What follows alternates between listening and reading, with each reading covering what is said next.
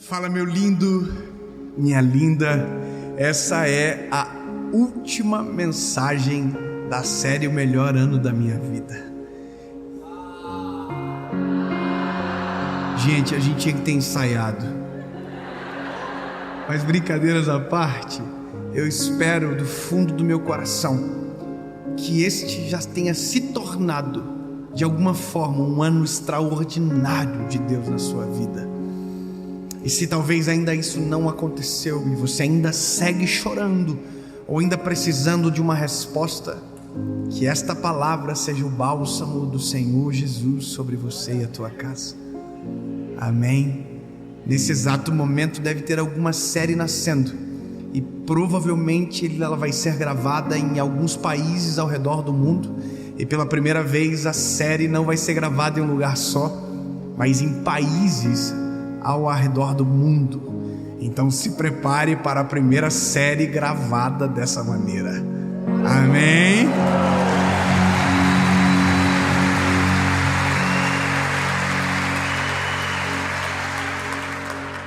Uau!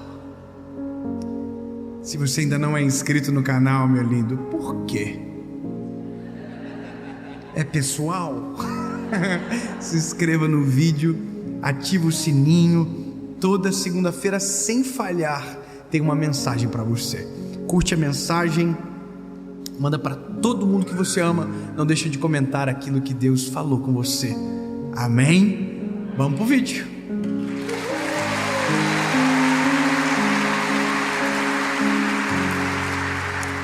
Evangelho de Jesus, conforme escreveu o Lucas, capítulo de número 7, versículo de número 11. Hoje é a primeira vez na minha vida que eu vou pregar esse texto. Então tenham paciência comigo, porque tudo aquilo que é de primeira é mais difícil. Amém? Eu já li muitas vezes, mas hoje o Senhor me moveu para uma pergunta. E essa pergunta não sou eu que fiz. Essa pergunta está na palavra. Vamos comigo ler? Evangelho de Jesus, conforme escreveu Lucas, capítulo 7, versículo 11, diz: E aconteceu que, no dia seguinte, ele foi a uma cidade chamada Naim. E com ele iam muitos dos seus discípulos e uma grande multidão. Ora, quando ele chegou perto da porta da cidade, eis que ali um homem morto era carregado para fora, filho único de sua mãe, que era viúva, e uma grande multidão estava com ela. E vendo, o Senhor se compadeceu dela e disse: Por que você está chorando? Não chora. E vendo-a, o Senhor compadeceu dela e disse: Por que você está chorando? Não chora. Aí você vai dizer: gente, morreu. Aí Jesus está dizendo: por que você está chorando? Não chora. Jesus é demais. Eu fico imaginando quem está em volta assim. Não entendendo nada. Você encontra uma mulher que está velando o filho. Ela é viúva, ela já perdeu o marido. Você diz: por que você está chorando? Não chora. Acontece que não sou eu que estou falando, é Jesus. Aí Jesus, vendo ela, disse: por que você está chorando? Não chora. E chegando-se, tocou o caixão, e os que levavam pararam. E ele disse: jovem, levanta. E o que estivera morto sentou-se e começou a falar, e ele entregou-o à sua mãe.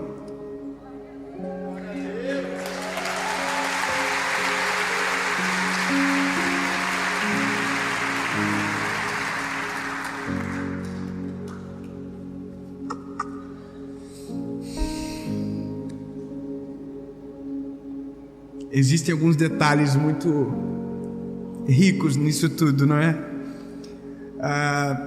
Primeiro é que Jesus está cercado por uma multidão e pelos seus discípulos, e parece que isso é visível aos meus olhos.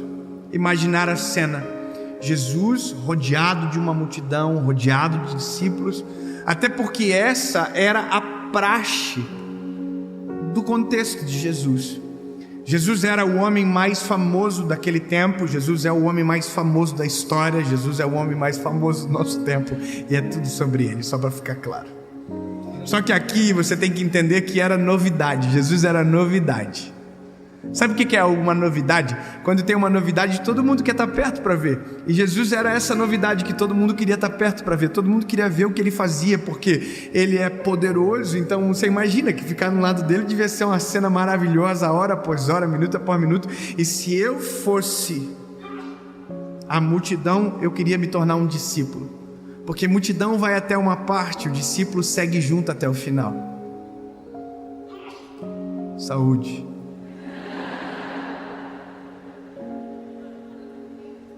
Você entendeu o que eu acabei de te dizer? Se eu faço parte da multidão, o meu desejo é que eu me torne um discípulo, porque multidão vai até uma parte, o discípulo caminha junto para sempre. Não é sobre isso, mas eu quero que você entenda que chega um determinado momento que você tem que escolher o que você é e quem você quer ser. Quem você é? Você é multidão ou você é um discípulo? Porque se você for ainda uma multidão, bebê, está na hora de se tornar um discípulo e viver isso para o resto da tua vida e para sempre. Amém? Sem empolgação, porque ainda tem uma treta acontecendo. Jesus está entrando numa cidade chamada Naim.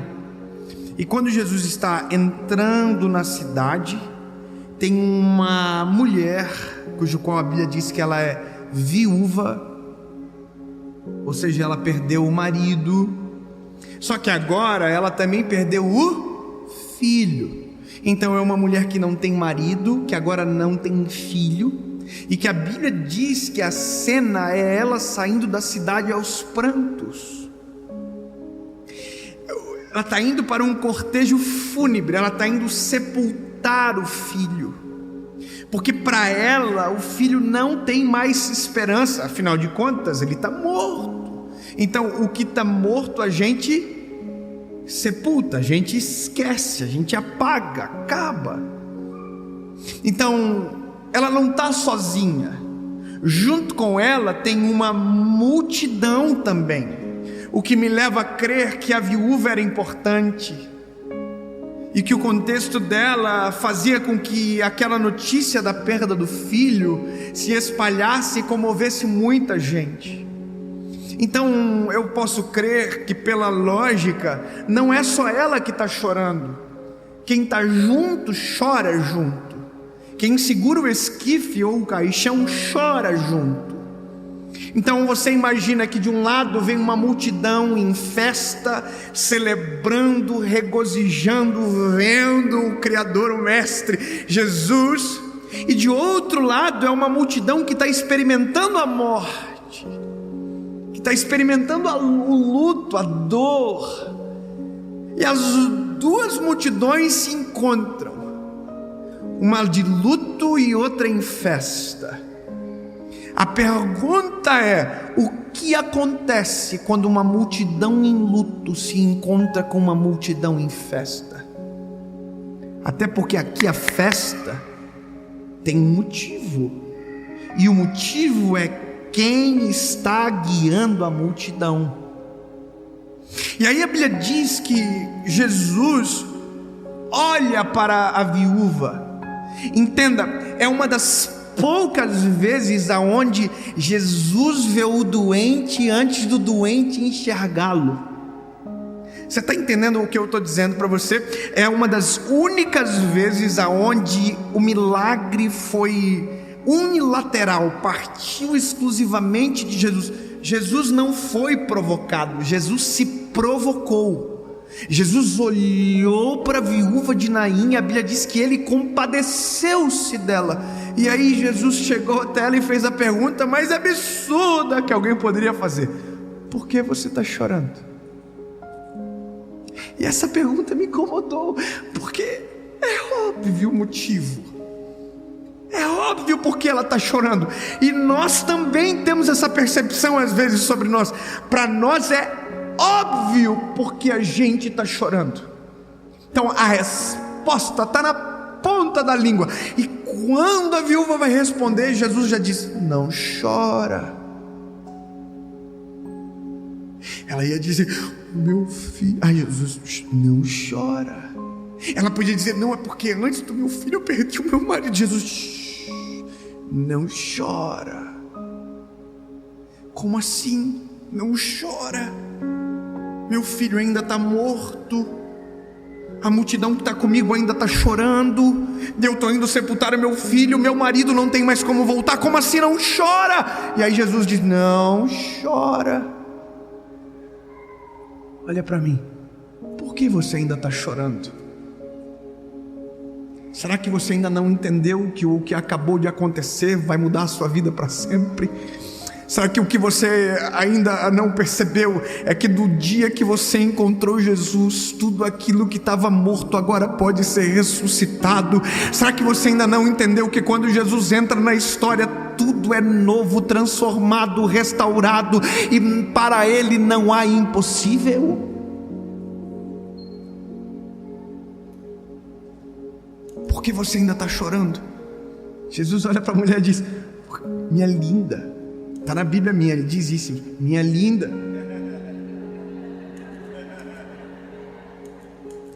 Por que você ainda está chorando? Bom, eu quero dar uma pausa aqui para refazer alguns pontos que a gente precisa recuperar sobre Jesus. Porque às vezes aprendemos de um Deus distante, sendo que Ele é perto e está conosco em todo o tempo. A gente tem uma percepção que Deus é distante. E por isso que às vezes a gente sofre tanto. Não é pela ausência, é pela percepção equivocada da presença. Então às vezes, porque Deus não responde na hora que queremos, a gente pensa que Ele não está, mas Ele está. Às vezes estamos no meio de uma tempestade, os nossos olhos não o enxergam, mas isso não significa que Ele perdeu a gente de vista. Está entendendo? Agora, o que eu quero que você entenda é que aqui há uma palavra que demonstra Jesus de maneira nua e crua, cujo qual o próprio deixa exemplificado na parábola do bom samaritano. A parábola do bom samaritano é: todo mundo passa de largo, mas o bom samaritano é o único que para, estende as mãos, sara a ferida, cuida. Você está entendendo? Então Jesus é o bom samaritano. Só que aqui é uma parábola que nós lemos quando a gente lê o bom samaritano, mas quando a gente lê a viúva de Naim, não é uma parábola, é Jesus de verdade agindo. Então aqui Jesus viu a dor e se compadeceu dela. Você acha, por um fragmento de tempo, que Deus olha para você e não se importa com o que você sente? De verdade, você acha que a gente serve um Deus que é inerte e não contempla a nossa dor e o nosso coração? Sério que é isso que você pensa que Deus é? Que Deus é alguém distante, que não olha para você? Sério que é isso? Porque se for isso, bem-vindo ao meu mundo. Foi isso que eu pensei durante muito tempo. Foi isso que eu acreditei durante muito tempo, que Deus estava muito mais preocupado em me castigar do que de verdade mudar a minha história para sempre. O que eu sentia é que parece que a dor minha era minha e não tinha ninguém que poderia resolver. E sabe o que eu descobri? Que no dia que eu clamei, Ele já estava desde sempre, antes de eu clamar comigo. É só que os meus olhos não o viam, mas Ele já estava. Então aquilo que nós precisamos entender é que o Deus que a gente serve é empático. Ele conhece a nossa dor, Ele conhece o nosso coração e Ele se importa com a gente. Não deixe nada roubar esse sentimento e essa verdade do teu coração. Deus se importa com você. Existem teologias que afastam o amor e a misericórdia de Deus sobre o seu povo. Irmão, o sangue de Jesus tem poder com teologias azedas que afastam o Criador de nós. O sangue de Jesus, Deus é presente, é próximo, se importa. Ele se importa com o seu povo, mas sabe o teu nome, sabe o teu endereço, sabe quem você é, sabe o que você gosta, sabe o que você não gosta. Ele se importa.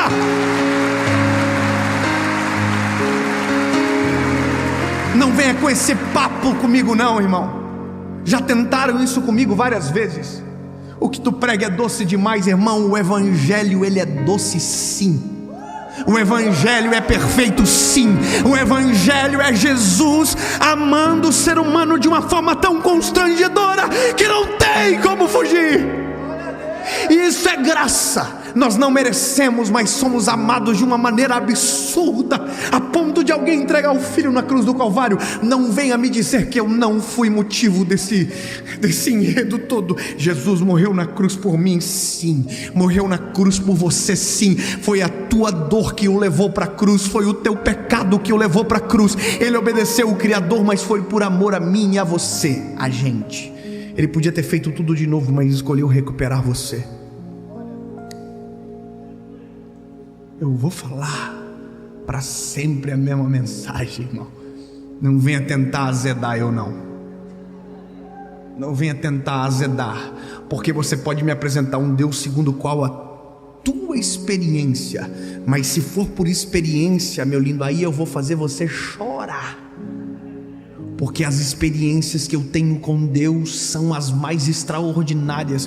O Deus que faz a chuva parar, o Deus que abre, o Deus que muda, o Deus que transforma, o Deus que dá vida, o Deus que cura, o Deus que liberta, o Deus que purifica. Tudo isso está disponível, mas só vive quem busca, quem clama, quem bate.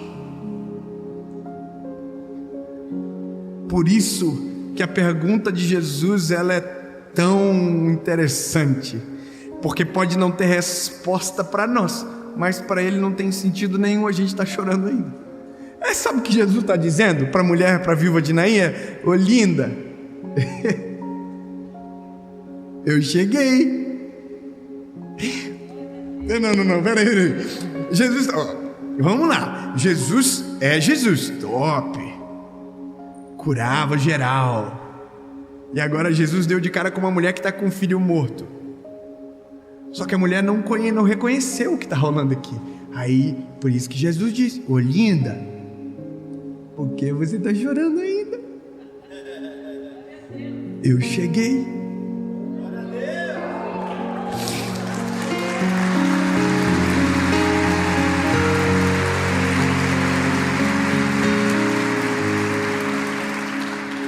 Por que você, meu lindo, minha linda, está chorando ainda?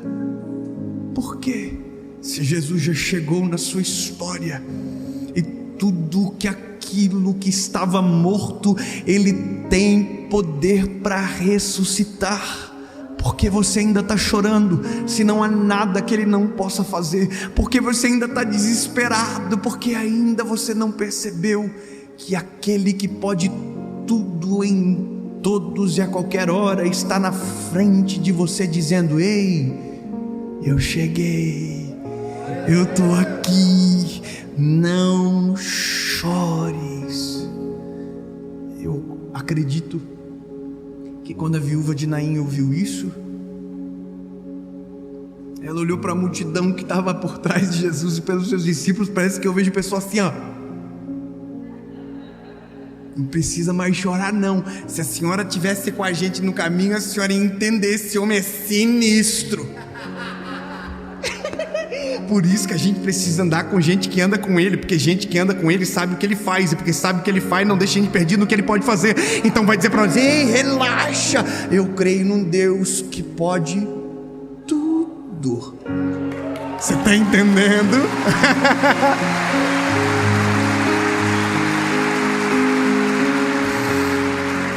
A viúva de Naim está aqui, mas o filho está aqui. Jesus, não chora. Aí multidão: ei, precisa chorar mais não. Confia. Espera para tu ver. Aí a multidão atrás assim: o quê? Vê o quê? Tá morto. Aí o pessoal assim: ih, É Jesus, é Jesus. Vocês não ouviram falar ainda não? Ele andou por cima do mar. Vocês não ouviram sobre ele ainda? Ih, ressuscitou Lázaro. Estava 4 dias morto. Relaxa. Esse tá mortinho, tá fresquinho. Aí a pessoa, mas gente, como assim? Ei, não viu nada. Transformou água em vinho. Vocês nem sabem, o vinho que ele faz é o melhor da Galileia. Caná tá até hoje procurando o rótulo que ele fez, ninguém achou. Aí o povo disse assim, mas a gente tá com um morto. Aí a multidão disse, mas ele é a vida.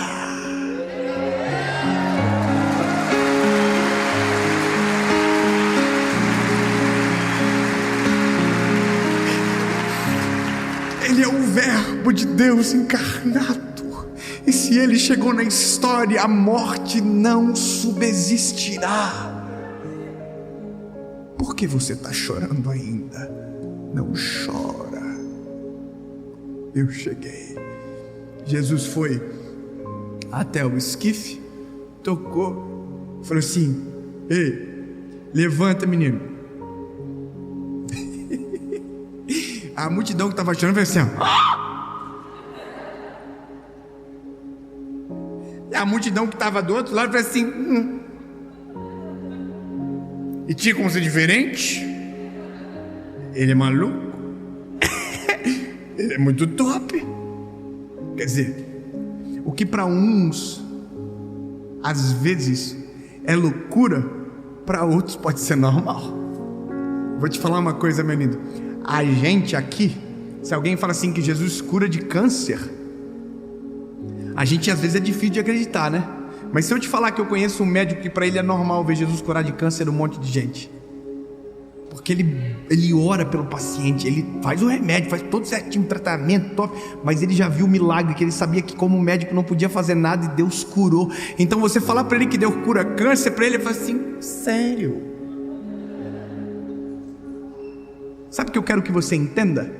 É que a partir do momento que Jesus chega na tua história, o extraordinário chega junto, o milagre chega junto, o impossível, que para você é impossível, é aniquilado na hora que ele chega, porque nele todas as coisas são feitas. Ele é poderoso para fazer muito mais além daquilo que a gente pode pensar, imaginar. Então quando ele chega, você pode ter certeza que a partir dele é tudo diferente do que tudo que você viveu antes de ele chegar. E por isso que ele perguntou para a mulher, por que você está chorando? Sou eu. Curou o menino, curou não, né? Ressuscitou. O menino levantou. A viúva olhou e falou, oi filho, top. Você imagina a festa? Sabe qual que é a graça de tudo? É que chegou uma multidão em festa e outra estava em luto. E no final deve ter virado uma multidão só. Só que agora o luto perdeu para a festa. Porque todas as vezes que Jesus chegar na história, quem vai ganhar é ele.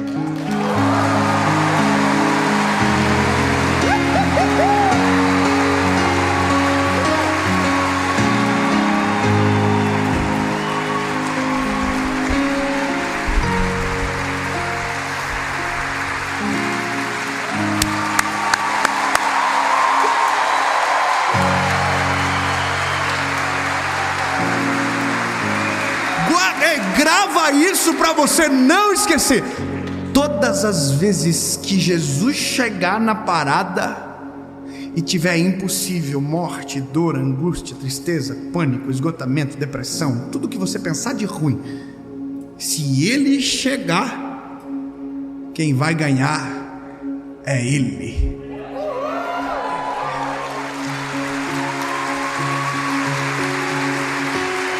Eu quero declarar sobre você que 2022 é o ano que Jesus chegou na tua história, e que a partir de agora será totalmente diferente.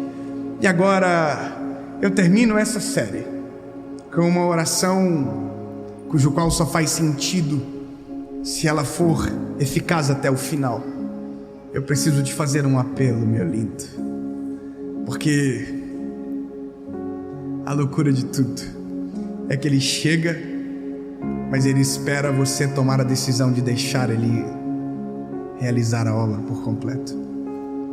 É como se Jesus chegasse até você e perguntasse: por que você está chorando? Eu cheguei.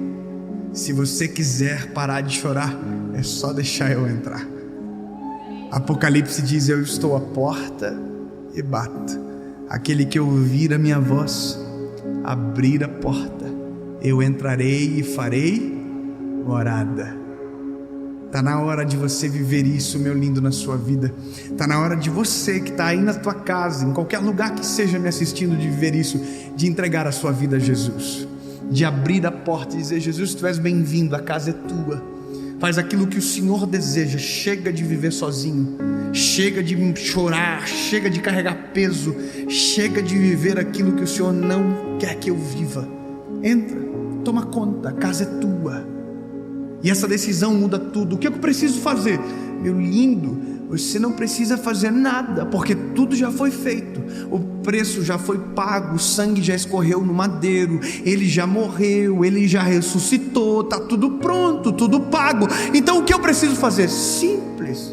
Se arrependa dos teus pecados, diga perdão, Jesus, e reconheça que Ele é o teu único, legítimo e suficiente Salvador. Só isso?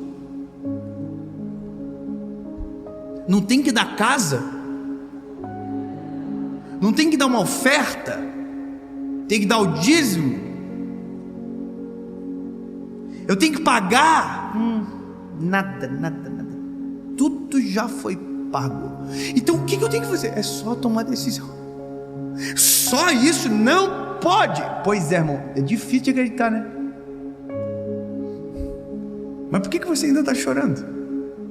Ele chegou. É só dizer: entra. A pergunta é simples. Quer tomar a decisão de entregar a sua vida a Jesus hoje? A pergunta está feita. Eu quero. Então a gente vai orar por você. Se você está aí na sua casa e você quer tomar essa decisão, saiba que isso muda tudo. Muda o teu presente, apaga o teu passado, estabelece o teu futuro e resolve um negócio chamado eternidade, de uma vez só, em uma oração. Se você quiser, aonde você estiver, você vai orar comigo, palavra após palavra, e aqui também. Só que como eu estou vendo vocês, eu quero fazer a pergunta e ver a tua resposta. Se tiver alguém que quer tomar essa decisão pela primeira vez hoje, ou talvez já viveu isso tudo que foi falado, mas foi embora, se afastou de Jesus e hoje quer voltar para casa, é a oportunidade de você voltar. Aonde você estiver, se a sua decisão for sim, eu quero voltar para Jesus ou aceitá-lo pela primeira vez, levante a sua mão no 3. 1, 2, 3. Bem alto, onde você estiver.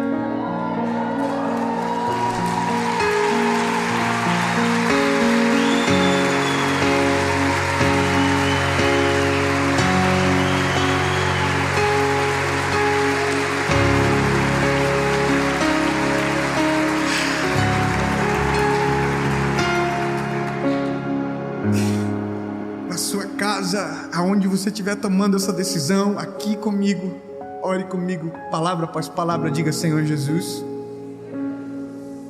eu me arrependo de todo o pecado, da minha distância de Ti, mas hoje eu me entrego, eu me rendo aos Teus pés. Tu és meu único, legítimo e suficiente Salvador. Querido Deus, escreve meu nome no livro da vida. Eu nunca mais serei igual. Eu sou teu, hoje e para sempre, em nome de Jesus. Prepara a melhor festa que você puder, em nome de Jesus. Amém.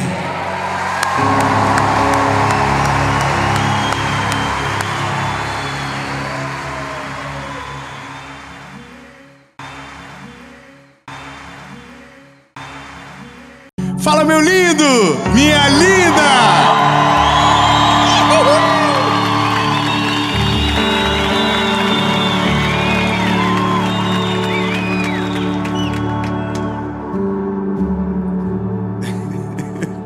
Eu tenho uma palavra de Jesus para você, bebê. Fica comigo, fica até o final. Elimine distrações. Eu tenho certeza que essa palavra vai falar ao seu coração. Eu só quero te pedir um favor antes de a gente começar o vídeo. Curte o vídeo já. Curte que depois você esquece. Curte rapidinho, curte.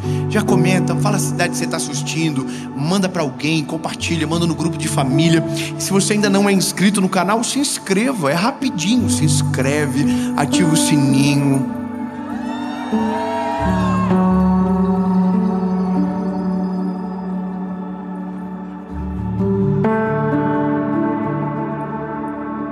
Que bonitinho. Irmão, se inscreve.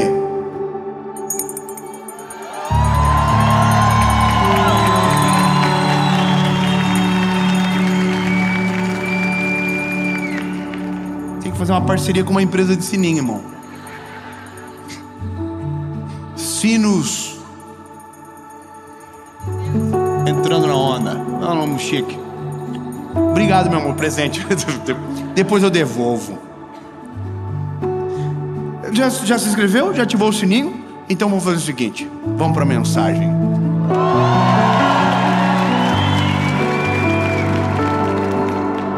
A gravação de ontem, as pessoas parece que estavam até o final junto assim. Depois...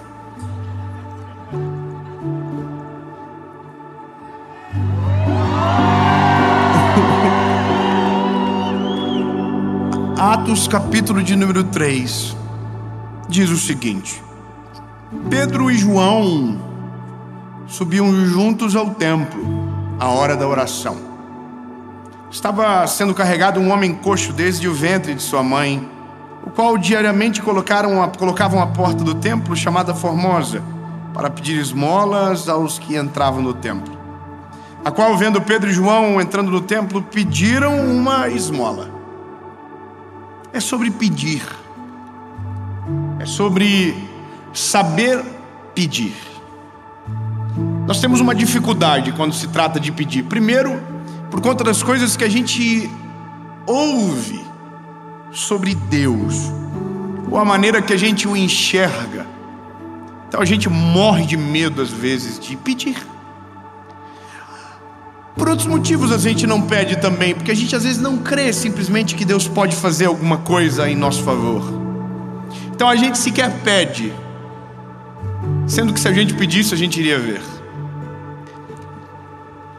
Uma coisa que mexeu muito com a minha vida com Jesus no começo da caminhada foi porque eu pedia tudo para Ele. Eu acho que faz parte talvez de uma particularidade de maturação na fé, sabe? De você conhecer Jesus de verdade. Mas eu pedia tudo para Ele. Eu me lembro de várias coisas assim que eram simples, mas porque pedi vi um milagre acontecer. Eu me lembro de uma vez que eu estava na estrada com o meu carrinho, o meu ninho que eu tinha, e o limpador dele parou de funcionar e estava uma chuva muito forte. E aí eu tinha duas coisas que eu podia pedir para Jesus. Eu podia fazer, ou volta a funcionar o limpador, ou faz parar de chover. Eu acho que era mais fácil a chuva, porque o Uno, irmão, era miserável. Mas brincadeiras à parte, eu sei que talvez você não acredita. Tô tudo bem, também não tô nem aí. Mas como eu vivi, eu vi com meus olhinhos, esses olhinhos vesguinhos cegos que Deus me deu. Irmão, eu tava dirigindo, a chuva começou a cair, o limpador parou de funcionar, e eu falei, Jesus, tem misericórdia, Senhor. Faz parar de chover que eu não tô vendo nada. E a chuva fez assim. Ah, irmão, você não acreditou. Eu vou falar uma coisa pra você. Meu Deus do céu. Eu não acreditei na hora. Falei, não.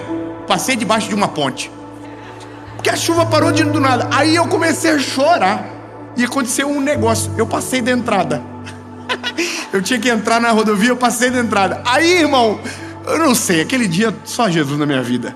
Aí eu tava com o olho e falei assim, pô, vou ter que pegar um retorno agora. E aí, irmão, o capô do carro fez assim, ó. Puf.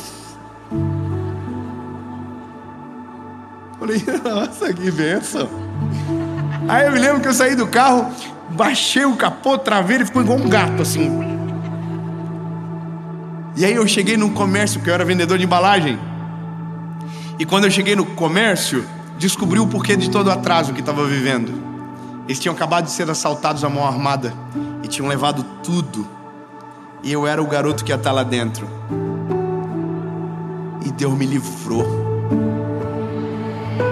Mas eu podia viver só o milagre do livramento, mas Deus me deu o privilégio de ver a chuva parar porque um menino orou. E sabe, isso aqui é uma coisa interessante. A gente não recebe porque não pede. Ou quando pede, pede errado. Tiago está dizendo: vocês não recebem porque vocês não sabem pedir. E quando vocês pedem errado, pensando nos seus próprios prazeres. Tiago está dizendo isso. Olha, vocês não sabem pedir. E quando vocês pedem ainda, vocês pedem errado. Só deixa eu pausar um negócio. O coxo, só para não esquecer dele na porta, porque ele já está há muito tempo. Ele está na porta. E a Bíblia diz que ele tem um pedido que está intrínseco ao texto. O primeiro pedido: me leva para a porta. Esse pedido não é para Deus, não é para um amigo. Me leva para a porta. E esse pedido ele era atendido. Então ele era levado para a porta todos os dias para pedir outra coisa. O que ele pedia? Esmola, dinheiro. Então ele pedia para um amigo levar a porta, para ele poder na porta pedir para as pessoas que passassem dinheiro. Só que aí tem um negócio, irmão. Num belo dia da vida do coxo, ele se depara com dois homens que tinham acabado de ser cheios pelo Espírito Santo. Atos capítulo 2. E cumprindo-se o dia de Pentecostes, estavam todos reunidos no mesmo lugar, quando de repente um vento impetuoso encheu a casa onde eles estavam assentados. Foram ouvidas línguas repartidas como que de fogo, e todos foram cheios do Espírito Santo. Aleluia!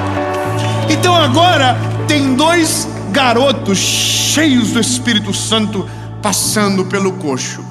E o coxo olhou para os meninos e disse: me dá uma esmola, por favor.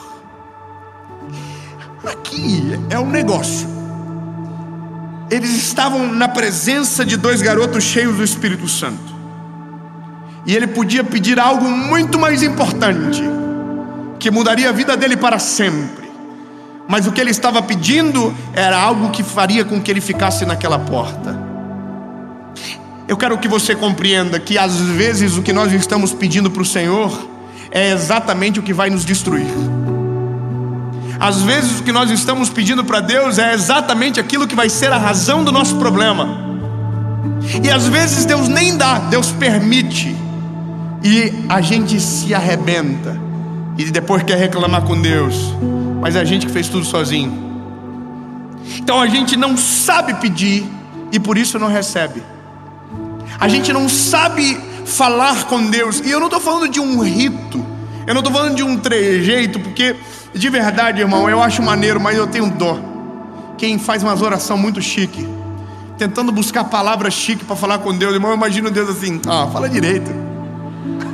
E a gente fica: o amado, inefável, Pai das luzes, aquele que era. A gente tenta pregar para ele: Senhor, tu que não é homem para mentir, nem filho do homem para se arrepender, tu que és o alfa e o ômega, o princípio e o fim, aquele que era, aquele que é, para sempre será, o verbo de Deus encarnado. E Deus está: vamos continuar a começar a conversar? Irmão, a gente tenta colocar algo que Deus não precisa. Deus não precisa ser reafirmado. Deus é amigo, então a gente pode ir direto ao ponto. Irmão, eu confesso para você que as minhas orações mais legais são aquelas que eu chego para Jesus e digo: Senhor, eu estou passando um B.O. gigantesco, e se o Senhor não colocar a mão, eu estou lascado. Eu falo para o Senhor, irmão, quantas vezes na minha vida eu já dobrei o joelho e não consegui nem falar, eu só fiquei quietinho com Ele. Quando eu era mais menino, ai meu Deus, de novo, que eu ia pro monte, lembra que eu falei que eu ia pro monte orar e tal? E o monte tinha dois andares, irmão. Tinha o monte do povo do reteté, do remefly, e tinha o dos tímidos. Eu ficava no dos tímidos. Eu achava maneiro mover aqui, mas eu não conseguia. Então eu ficava lá embaixo. Mas eu ficava quietinho. Eu encostava numa árvore, ficava sentadinho, pegava o meu papelzinho, às vezes, das coisas que eu tinha anotado para orar. Aí eu orava por tudo, acabava o assunto. Quem tem TDAH sabe, irmão? Acaba o assunto muito rápido, a gente zera o game muito rapidinho. E a gente fica assim, e agora, para onde eu vou? A gente começa a mudar de assunto, não é verdade? E eu tô assim, eu ficava quietinho. E eu já vi tantas coisas Deus fazendo no silêncio. Eu já vi tantas coisas que Deus ouviu a lágrima, não a minha voz. Mas sabe, o que muda de verdade é quando eu entendo o que o coração dele deseja. É quando eu peço aquilo que eu sei que ele quer. Eu vou ser bem claro para você. Lembra do meu filho do docinho? Irmão, eles estão ficando muito inteligentes. Eles estão pegando a estratégia. O docinho é o pós. Então eles chegam dizendo o que? Pai, eu comi muito. E agora eu falo, quem é a máquina de comer do pai? E eles comem, irmão, parece dois mortinhos de fome. Eles comem. E eles olham para mim no final e dizem, pai, fiz o que o senhor quer, agora me dá o que eu quero. Docinho. E alguém pode pensar o seguinte, então Deus é assim? Não, irmão, Deus é melhor. Porque Deus libera favor sobre nós que a gente sequer merece. É graça, é favor imerecido. Os meus filhos estão tentando fazer por merecer. A gente nem se fazer tudo no mundo vai conseguir merecer o que Ele tem para dar para nós. Ele é muito melhor, Ele é muito mais amoroso, muito mais poderoso. Ele sempre vai além do que a gente pede. A gente só precisa saber pedir. O coxo está dizendo, eu quero esmola. E aí o Pedro e o João pararam e dizem, nós não temos esmola. E aí eu poderia ficar muito tempo aqui, porque eles vão dizer, nós não temos prata nem ouro, mas o que nós temos te damos. Levanta e anda. E a Bíblia diz que eles tomaram pela mão. Ou seja, não ficou só na fala, foi na atitude. Mas não é sobre o Pedro e João, é sobre o coxo, que pediu algo que pensava que precisava, sendo que a necessidade dele era muito maior do que o desejo que expressava com a fala. E essa é a coisa, Deus olha pra gente, às vezes a gente dobra o joelho pedindo coisas que vão nos destruir. Lembra na mensagem anterior sobre consagrar os planos ao Senhor? Isso faz com que eu aprenda a pedir dentro do plano dele. Sabe, é quando aquilo que eu peço, o fim não sou eu, o fim é Ele. Quando o Tiago está dizendo para o povo, vocês pedem errado porque pedem para os seus próprios prazeres, ele não está dizendo que você não pode ser feliz com aquilo que Deus te dá. Mas se aquilo que Deus te dá tira o lugar dele no coração seu, ele nunca vai te dar. Sabe, de verdade, a gente apresenta para Deus coisas que serão inimigas dele no final. A gente diz, Deus, eu quero tal coisa, mas se Deus nos der, a gente tira Deus e coloca aquilo no lugar. É por isso que tem muitas coisas que ficam represadas na nossa vida e que Deus não faz, porque se fizer destrói você. Então, ao invés de pedir antes, prepare o coração para receber. Ao invés de tentar forçar a barra com Deus, colocando Ele na parede, começa a preparar o teu coração para que Deus possa fazer muito além do que você pediu, pensou ou imaginou. Amadurece logo, cresce logo, sabe? Fica melhor logo. O que é isso? Arrepende logo, se entrega logo, deixa Deus controlar de verdade, porque quando você pede segundo a vontade dEle, a vontade do Senhor é realizada na tua vida. A Bíblia diz, tudo o que pedires em meu nome, o que vocês pedirem em meu nome, Ele está dizendo, aquilo que me interessa eu vou fazer por você. Se me interessa, se impacta, se meu nome aparece. É por isso Deus quer que o nome dEle seja glorificado, porque senão a gente fica perigoso. Não, você já viu gente que comprou um carro novo e ficou nojento?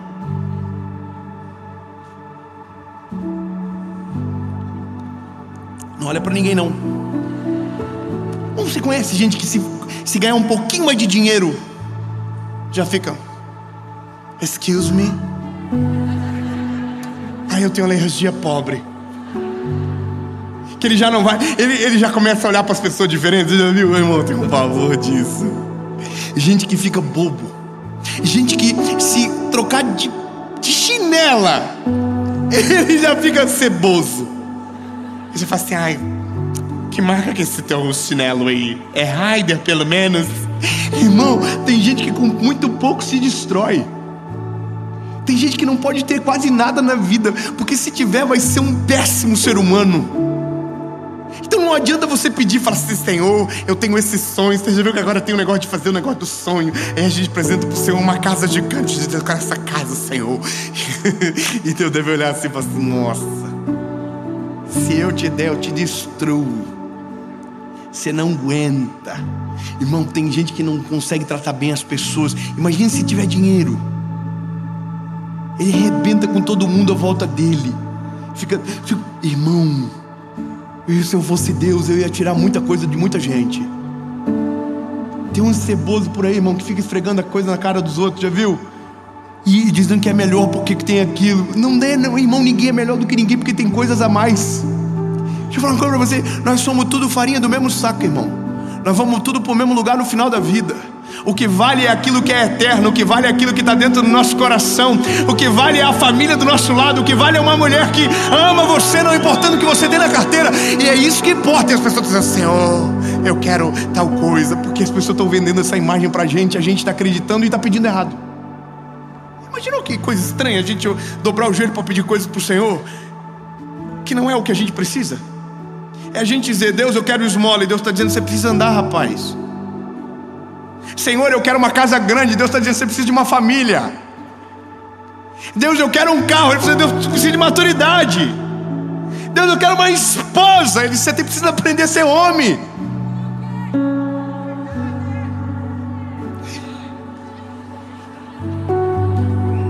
Senhor, eu quero um esposo. Você precisa ser mulher. Bater nos dois lados, irmão. Pau que bate em Chico, bate em Francisco também. Mas você entende? Deus olha pra gente e sabe exatamente o que falta. A melhor oração que você pode fazer é: Deus, me coloca no lugar certo. Me dá aquilo que eu não tenho. Jesus faz aquilo que somente o Senhor pode fazer. Senhor, eu estou aqui na tua presença. Cumpre em mim a tua vontade. Faz aquilo que o Senhor deseja. Jesus, me faz entender os teus planos, que eu quero estar com o meu coração alinhado com a tua vontade. Entende? Ore da maneira certa, que Deus vai te responder. Ore de acordo com a vontade dele. Deus vai te responder muito mais rápido do que você imagina. Eu falo pra você, quando eu comecei, eu orava por um monte de coisa, por chuva, e não foi a primeira vez que eu orei por chuva, não. Eu orei por outra chuva lá também, mas não deu certo, continuou chovendo. Aí eu vi que Deus não queria também toda hora. Eu falei: capa, não, chover por causa do que eu queria. Foi uma coisa boa de descobrir. Deus não está obrigado, não. Ei, Deus não é o gênio da lâmpada. Que quais são os teus desejos? Irmão, Deus não é isso aí não, tá? E outra coisa, Deus não é obrigado a fazer nada pela gente também. Porque tem gente que pensa: nossa, Deus vai ter que fazer. Deus não está obrigado a nada não. Deus sabe de tudo, a gente não, lembra? Sabe por que eu falo isso? Porque a gente também tem o perigo de criar uma geração que acha que Deus está obrigado às nossas vontades, que está subordinado àquilo que a gente deseja. Existem duas coisas, irmão: existe o decreto e existe a ordem. Tem gente que pensa que pode ordenar. Não, irmão, a gente pode decretar no mundo espiritual: Deus, em nome de Jesus eu creio que o Senhor vai fazer. Em nome de Jesus eu creio que o Senhor vai fazer algo novo. Em nome de Jesus eu creio. Agora não é assim: Deus, o Senhor tem que fazer, o Senhor tem que fazer. Não, Deus, o Senhor tem que fazer nada não. Posso falar uma coisa pra você? Deixa eu furar a bolinha. Deus não é obrigado a fazer nada não, hein? Deus faz se Ele quiser. A vontade dele é soberana e Deus sabe o que é melhor para você. Então, lindo, tome cuidado com o que você pede, tá?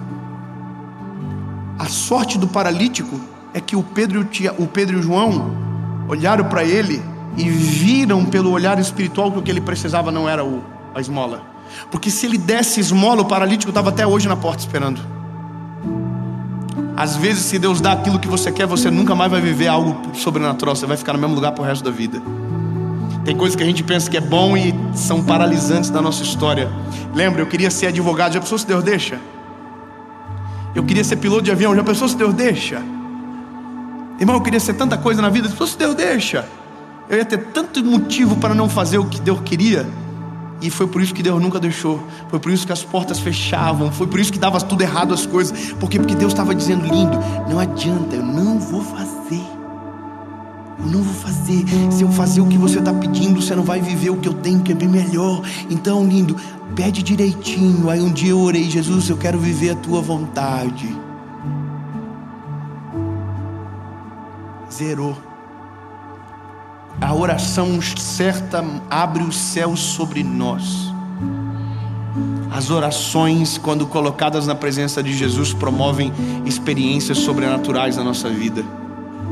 Provocar milagres, provocar histórias extraordinárias, provocar a vontade de Deus, a voz dele sobre nós. Só para você entender, o coxo levantou e andou. E a Bíblia diz que ele entrou no templo pulando, saltando, e as pessoas diziam: não é esse aquele rapaz que ficava na porta pedindo esmola? Exatamente esse. Todo mundo: uau! Quem fez? Foi ele. Foi ele que fez. Quem foi que fez? Foi ele. Quando Deus faz algo, a glória sempre é dele. A gente não está aqui porque alguém sabe usar a internet. Não, a gente está aqui por causa dele. Me ajuda, irmão. A gente está aqui por conta dele.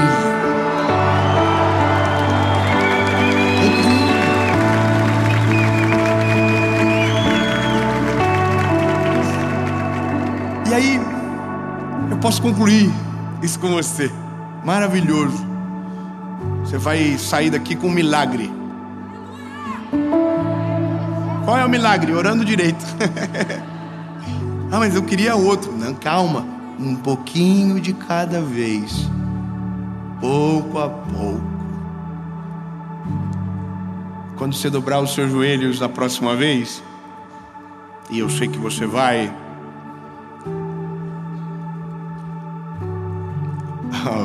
vamos de novo.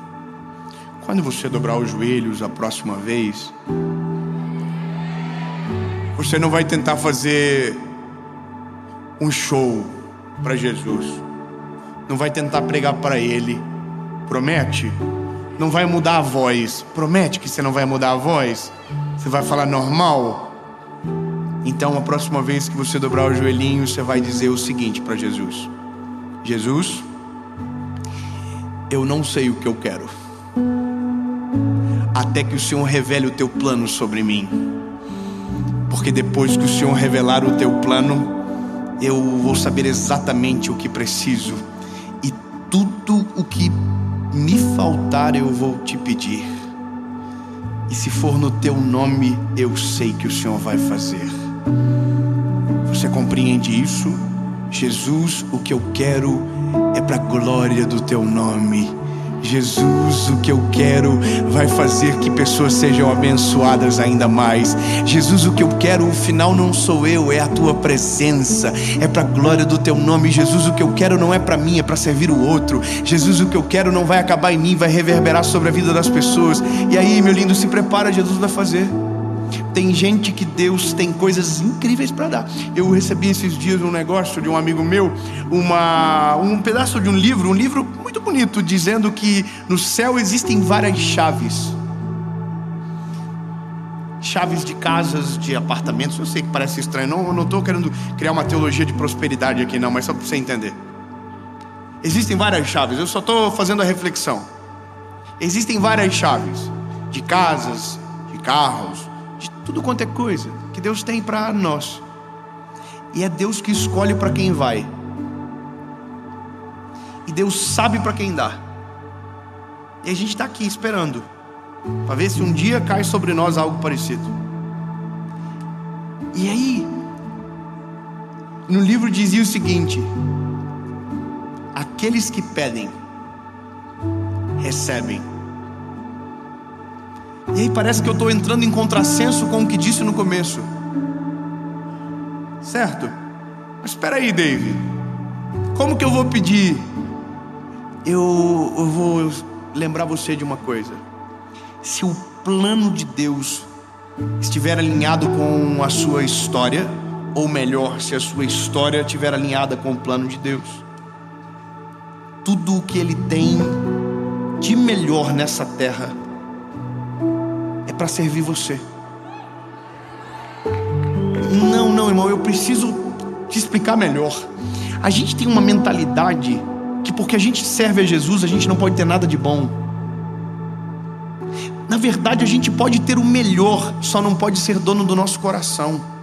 Só não pode tomar o lugar de Deus. Deus não dá para muitos de nós, porque se der, o coração se estraga. Então, meu lindo, se alinha com a vontade dele, o teu coração começa a ser sarado, e o que Deus tem de melhor na terra vai servir você. Puxa, irmão, só 30, irmão, então eu vou melhorar. Lindo, Deus tem a maior vontade do mundo de dar o que há de melhor nessa terra para servir aqueles que o amam. Deus tem o melhor para mim e para você. A gente nunca vai receber se o nosso coração não estiver preparado. Irmão, eu vou lascar o pau agora. Irmão, Deus não quer que você more numa casa ruim, não, meu filho. Deus quer que você more na melhor casa da tua rua, mas você precisa pedir direito. Teu coração precisa estar preparado. Irmão, Deus não quer que você ande com essas mandioqueiras velhas que dá problema, não. Deus quer que você tenha um carro bom, mas o teu coração tem que estar preparado para que o dia que você pedir, Deus diz: eu conheço o coração do meu filho. Se eu der, eu não vou destruir ele. Se eu der, pelo contrário, o meu nome vai ser glorificado, ele não vai se esquecer de mim. Então eu posso dar. Então, irmão, Deus quer que a gente viva o melhor dessa terra. Aleluia pelo Deus que a gente serve. Glória a Deus pelo Deus que a gente conheceu.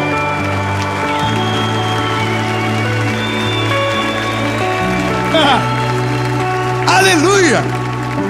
Eu amo, irmão, eu amo quando as pessoas olham para algumas coisas e dizem: isso é Jesus na vida, isso é Deus na vida dele. Sabe, eu amo quando eu vejo Deus prosperando alguém à minha volta, morando numa casa boa. Eu digo: é glória a Jesus. Aí você entra na casa da pessoa, tem uma paz, tem uma alegria. As pessoas que trabalham lá estão felizes. Por quê? Porque tem Jesus lá dentro. Então aquilo não tirou o lugar de Jesus, aquilo colocou Jesus mais alto, aquilo honrou o nome dele, você entende? Então, bebê, deixa eu te falar, pode pedir, mas primeiro prepara o coração. Pode pedir, mas pede para a glória dele, pede direito. Pode pedir, mas antes conserta o altar. Pode pedir, mas antes entra no plano dele, na vontade dele, que nada vai te faltar e o que há de melhor nessa terra vai te servir. Em nome de Jesus, amém.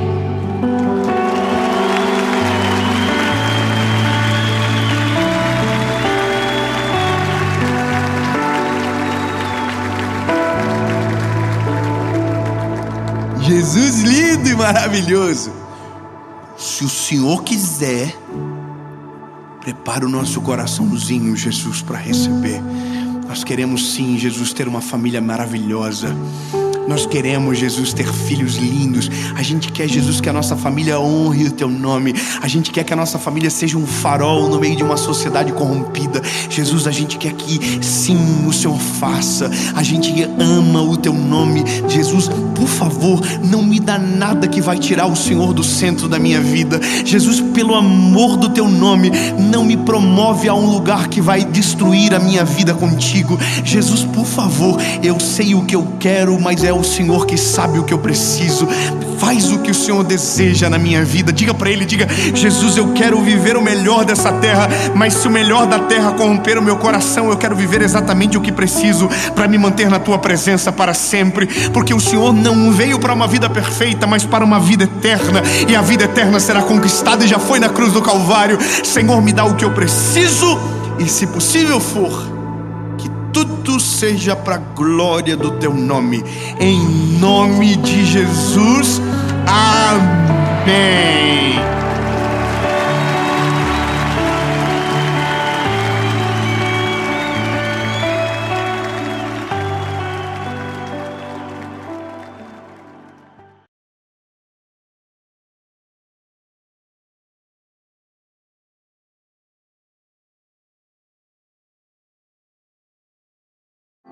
Fala, meu lindo! Meu lindo, minha linda! Welcome! Shalom! Gente, nós estamos em Israel. Aqui ao fundo você está vendo a Galileia. E aqui você está vendo o David. E a presença que você sente é do Galileu. Não é verdade? É Ele, Jesus. Jesus que pregou na Galileia, que fez milagres extraordinários, que mudou a vida minha, que mudou a sua vida, que dividiu a história em antes e depois. Existe antes de Cristo e depois de Cristo. Se um dia algum ateu te incomodar, diga para ele: olha o calendário e veja o dia que é hoje. Ele vai dizer: por quê? Veja o dia. Aí ele vai dizer: olha, 15 de abril. De quê? De 2023. Depois de quem?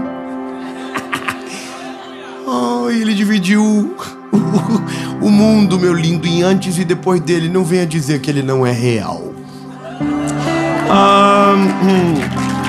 Excuse me.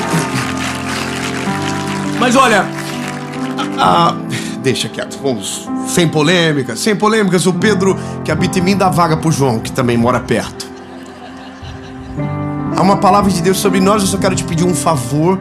Se você ainda não é inscrito no canal, se inscreve, ativa o sininho, entendeu? Ativa, faz por dó. Se inscreve, porque às vezes eu peço, as pessoas falam assim: não, irmão, faz por dó. Entra no telefone lá, vê, porque nós temos uma meta.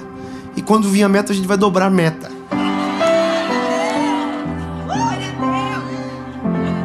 Repara. Jesus, eu preciso amadurecer. Curte o vídeo, comenta, manda pros irmãos, pra quem você ama. Eu tenho uma palavra de Jesus pra você. Por falar nisso, vamos pro vídeo.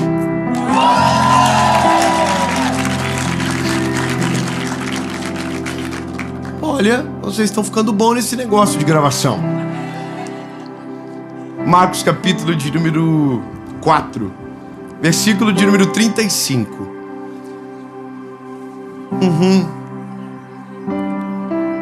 4:35 de Marcos diz o seguinte: e naquele dia, sendo já tarde, ele disse: passemos para o outro lado. Ah, irmão, tá difícil pra mim gravar essa série, sabe?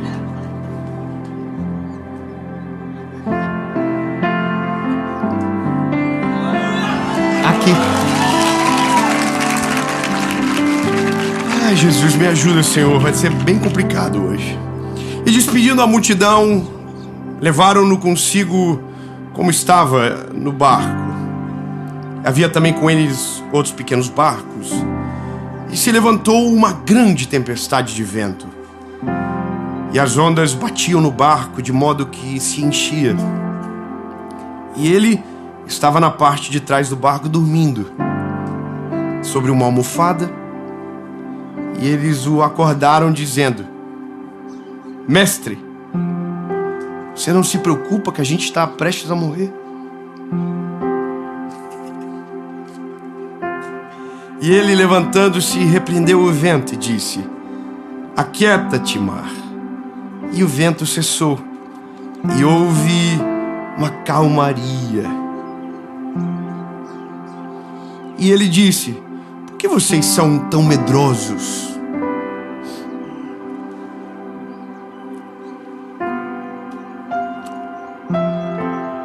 Porque vocês ainda não têm fé o suficiente. Bom, ai, Jesus, o que a Bíblia está contando é uma história que você já conhece, já ouviu milhares de vezes, assim como eu também. Jesus está dormindo no barco e uma tempestade começa. Temos algumas coincidências, aconteceu aqui na Galileia, houve uma grande tempestade, mas tem uma coisa aqui.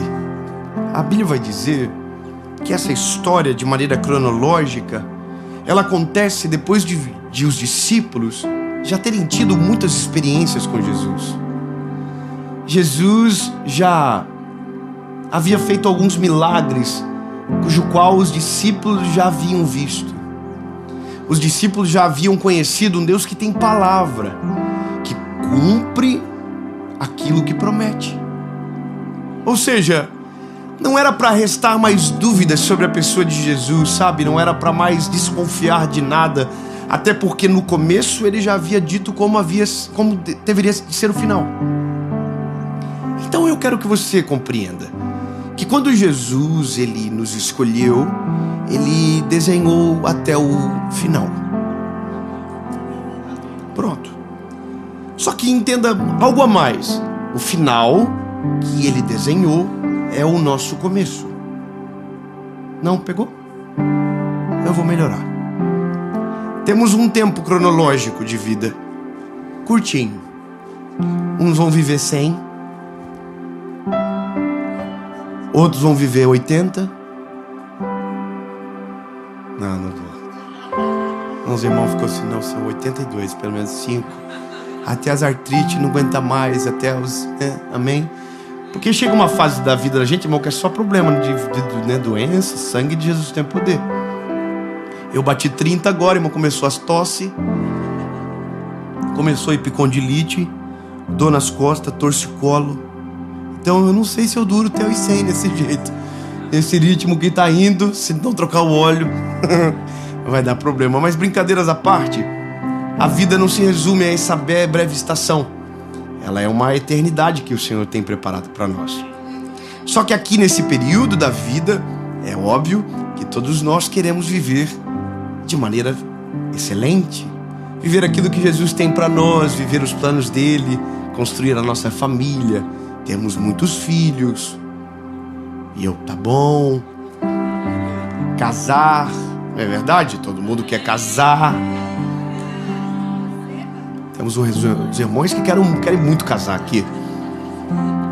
Tem gente que quer viajar o mundo todo. Senti mais alegria nessa parte, mas todos nós temos os nossos planos. Só que há alguns momentos da vida nós nos encontramos em circunstâncias que parece que tudo aquilo que essa vida poderia nos dar vai ser destruída por uma tempestade. E é nesse dia que a nossa fé é provada. Eu quero ser sincero com você. A fé sua, ela não é provada quando tudo está dando certo. A sua maturidade espiritual, ela não é comprovada quando a vida está redondinha. Quando tudo está saindo conforme planejado, quando o mar é tranquilo, quando o barco está arrumando em linha reta. Não, a vida da gente, ela é provada quando as circunstâncias acontecem. Quando as tempestades vêm. E eu vou te dizer, lindo, tempestade acontece todo dia. Para todo mundo, sempre tem uma tempestade. São os níveis. Uma tempestade maior, uma tempestade menor. Mas todos nós temos os nossos problemas. O problema é que a perspectiva da gente sobre tempestade sempre é individual. Então na nossa cabeça a nossa tempestade sempre é maior que a dos outros. Coitado da gente. Sempre tem alguém com BO bem pior do que o seu. Sempre. Eu sei porque eu ouço as histórias. Eu leio os directs. Eu vejo. E às vezes eu fico pensando, Jesus dos crentes, como pode conseguir? Porque tem coisa de confusão, irmão, que você olha e fala assim, nossa, foi ele que provocou. Convenhamos, tem tempestades que acontecem ao acaso, mas tempestade que a gente faz com a nossa mão, a gente faz para ver o pau torar. Irmão, vou ser sincero, você escolheu casar, você escolheu o piorzinho, ruim, bravo. O problema é seu, foi você que escolheu. Não foi Deus que falou assim, ó, querida, tome, pega esse anjo do céu aqui pra você, e que virou Lúcifer do nada. Não, irmão, você foi e escolheu. É você que escolhe o trabalho, é você que escolhe a profissão, é você que escolhe a empresa, é você que escolhe a faculdade, é você. Você entende? Grande parte das tempestades é a gente que provoca. Mas o que importa agora é o que nós fazemos no dia da tempestade, ou o que pensamos quando a tempestade acontece. E agora aqui é maravilhoso, porque veja, é um lago tranquilo, sem muitas expectativas de tempestade. Eles entram e a primeira tempestade que eles vão enfrentar agora, Jesus está no barco, dormindo. Ouviram essa parte? Jesus está no barco, dormindo. Pode falar com a boquinha linda que Jesus te deu.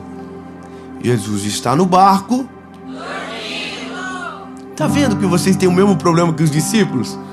Porque o alvo não é o dormindo, é o estar no barco. Vocês enfatizaram mais o dormindo do que o estar no barco. Então, vamos começar a ajudar vocês. Jesus está no barco. com a boquinha. Jesus dormindo. Vamos de novo. Jesus. O que menos importa é o que ele está fazendo. Ele está. Obrigado. Vamos gravar isso no coraçãozinho. O que menos importa é o que ele está fazendo, porque ele está. Entende que nós vivemos uma vida inteira tentando descobrir o que ele está fazendo e esquecemos que ele está. Será que ele está me ouvindo? Ele está. Ele é onisciente, onipresente, onipotente. Está em todos os lugares, conhece, ouve, sabe tudo. As conversas que você não ouve, ele ouve. As orações que você pensa que ele não ouviu, ele ouviu. Jesus está no barco dormindo. Pronto. Aí a Bíblia vai dizer que os discípulos entram no barco com Jesus dormindo. Jesus tem um soninho pesado. Está dormindo. E eles estão no meio. Aqui. Quando de repente uma tempestade começa. E a Bíblia diz que a tempestade não é fraca. A tempestade é forte. O barco começa a encher. E Jesus não está. Vamos de novo. A Bíblia diz que o barco está enchendo d'água. E Jesus está. Pronto, não importa o que ele está fazendo, gente. Pelo amor de Jesus. Ele está. Ele está. Sabe qual é o nosso problema? Às vezes parece que ele não está respondendo, mas ele está. Às vezes parece que Jesus não está nos ouvindo, mas ele está. Parece que Jesus não está vendo o que nós estamos vivendo, mas ele está. Os olhos estão fechados, mas ele está. O descanso dele deveria ser a razão do nosso. A confiança dele deveria ser a razão da nossa. A Bíblia diz que Jesus está dormindo. O pau está torando para os discípulos. O Pedro deve estar jogando água para fora do barco. O João deve estar tentando assim, orar inquietinho. Jesus, acorda logo. Acorda, Jesus, acorda. Porque o João era mais de boa. Mas quando o Pedro deve ter visto o João tentando acordar, ele foi e Jesus falou assim: acorda! Se eu trouxe nós para morrer aqui no meio do nada. Daí Jesus levantou. A cena deve ser maravilhosa. Jesus levantando, coçando os olhinhos, pau torando, tempestade, e todo mundo olhando para ele assim: e aí, o senhor vai fazer alguma coisa? Nós estamos aqui, o barco está cheio. E aí Jesus olha para ele e diz: vento,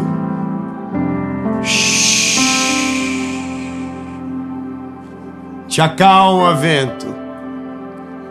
E aí o vento acalmou. E os discípulos ainda não estão calmos não, irmão. Os discípulos estão tudo assim, ó. E aí Jesus olha para os discípulos e fala: vocês ainda não aprenderam nada. Vocês ainda não entenderam nada. Vamos dar um replay. O texto começa Jesus dizendo: passemos para o outro lado. O que isso significa, Dave? Simples. Jesus já disse o final da história. Passemos para o outro lado. O final da história estava escrita no início dela. Passemos para o outro lado.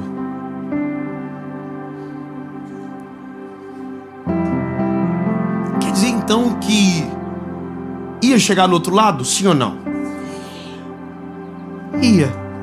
Porque Jesus já havia dito o final no começo. E a gente esquece disso. Tudo que nós vivemos, Jesus já disse o final no começo. Nossa vida, Jesus já disse o final no começo. Os planos dele, Jesus já disse o final no começo. A nossa vitória, Jesus já disse sobre ela no começo. Então, qual é o nosso problema? Um só: a tempestade. Quando olhamos mais para a tempestade do que para Jesus, a tempestade sempre vai ficar maior do que ele. Eu me lembro de uma história de quando eu era mais garoto, ouvi e marcou minha vida há muito tempo. Passou um avião no céu e o menininho olhou e disse: papai, o que é aquilo? E ele disse: aquilo é um avião, filho. E o menininho disse: um avião? O que é isso? Ele falou: um avião é um lugar cheio de passageiros que voa pelo céu, que leva de um lugar para o outro. E o menininho falou: não, papai, mas não pode ter ninguém lá dentro, porque é muito pequenininho. E ele fez assim para o pai dele: ó, cabe na palma da minha mão. E o pai dele pensou que talvez não seria o momento mais adequado para responder e esperou a hora certa. Daí um dia, eles foram no aeroporto. E quando chegaram no aeroporto, o menininho ficou bem próximo de um avião.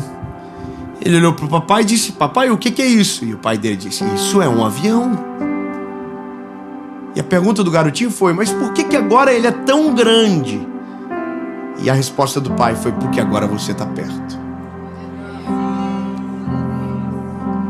Quanto mais perto, maior. Quanto mais atenção nós damos, maior.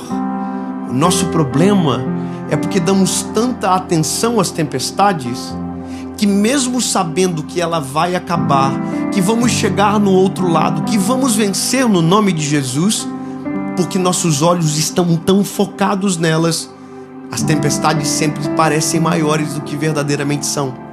Agora, se mudarmos o nosso foco e ao invés de olhar para a tempestade, olharmos mais para Jesus, Ele será muito maior do que qualquer tempestade na nossa vida.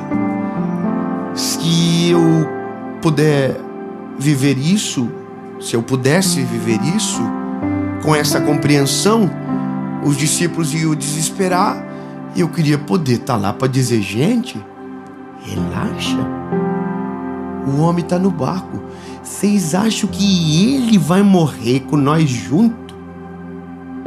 Porque qual que é a parada, irmão? Se morre um, morre tudo. Eu ia ficar perto de Jesus, só isso, irmão. Deixa o Pedro tirar a água do bote, entendeu? Deixa cada um com seus B.O. Eu ia colar em Jesus e dizer: Jesus, vou dormir com você também aqui, vou deitar um pouquinho.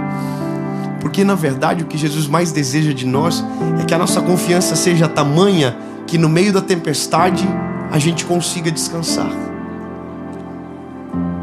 O que Jesus mais deseja de nós é que no meio de qualquer tempestade a gente consiga descansar, porque só vive o resultado da confiança quem descansa nele.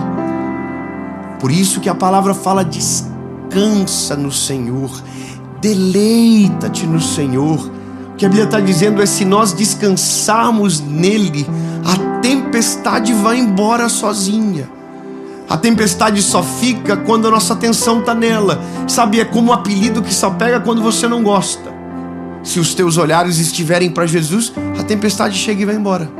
Quando Jesus levanta, acorda e ele resolve o problema num sopro, uma fala.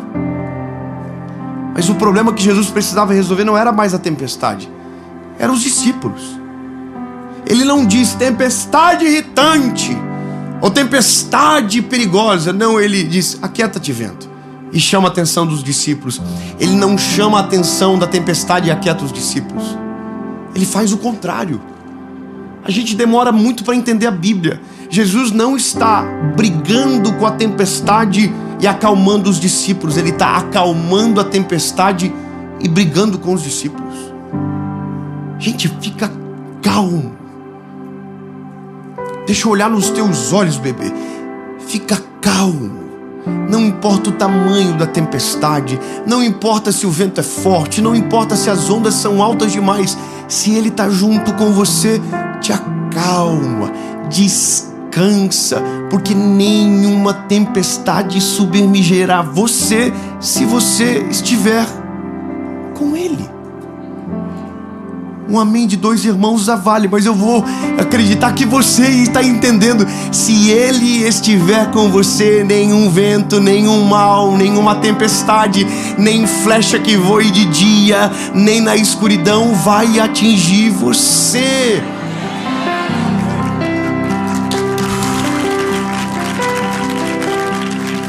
Bom, os discípulos levaram uma mijadinha.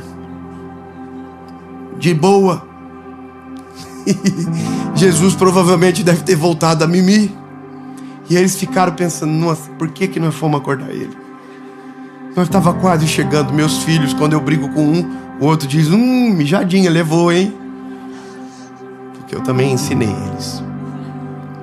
Mas quando a tempestade passou, Jesus deu aquela nos jovens ali, deve ter voltado a dormir, e eles ficaram, gente. João deve ter olhado para Pedro e falado assim, Pedro, eu te falei, não era para chamar ele. Ele sempre acorda assim, ele não acorda muito de boa não, gente. E o resumo da história é que eles chegaram no outro lado. E eu vou acelerar a história. Eles chegaram no outro lado. Pedro se tornou pescador de almas. Jesus se tornou o nosso Salvador. Morreu na cruz do Calvário, ressuscitou ao terceiro dia. E hoje nós estamos aqui porque nenhuma tempestade pode pará-lo. Nenhum vento, nenhum perigo, nada. O que nós só precisamos é aprender a confiar. Se existe algo que nós, como seres humanos, precisamos aprender de maneira rápida e urgente, é que se Jesus estiver junto conosco, nada precisaremos temer. Ele é a razão da nossa confiança. Ele é a rocha inabalável. Salmo 125 diz: os que confiam no Senhor são como os montes de Sião, que não se abalam, mas permanecem para sempre. Amém.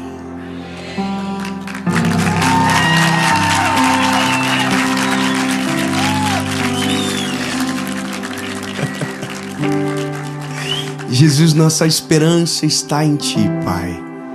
Tu és o nosso socorro bem presente no dia da angústia, no dia da tribulação, Pai. Mas precisamos entender que se o Senhor está conosco, não há o que temer, Jesus. Nenhum vento, nenhum mar, nenhuma tempestade, nada irá nos submergir, Jesus. Tu és fiel para cumprir tudo aquilo que prometeu. Portanto, Jesus, nada poderá nos afastar do Teu amor. Nada poderá impedir que os Teus planos aconteçam na nossa vida. Em Teu nome nós oramos, Jesus, confiando e descansando em Ti. Em nome de Jesus, amém.